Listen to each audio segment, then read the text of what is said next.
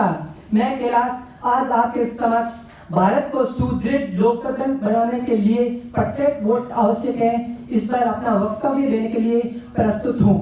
भारत दुनिया का सबसे बड़ा लोकतांत्रिक देश है और लोकतंत्र नागरिकों को वोट देने और अपनी पसंद की सरकार का चुनाव करने की अनुमति देता है।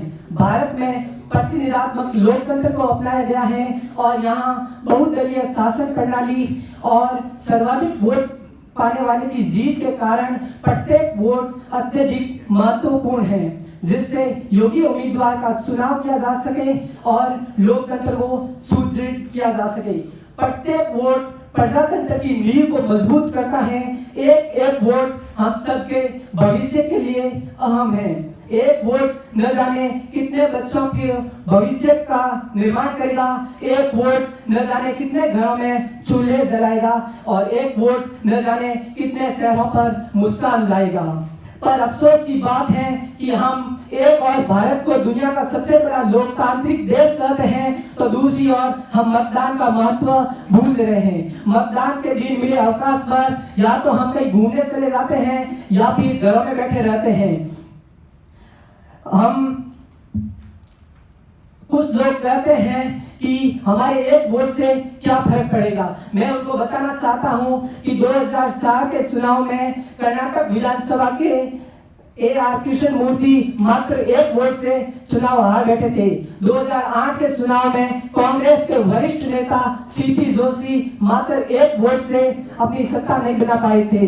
इस कारण इस एक वोट ने सेंस मेकर की भूमिका निभाई और चुनाव में महत्वपूर्ण बदलाव ला दिया।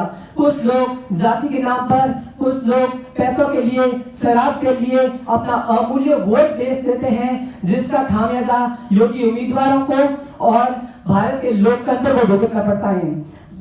भारत में 2019 के चुनाव के आधार पर लगभग 90 करोड़ मतदाता हैं, जिसमें से मात्र 67% ने वोट दिया था।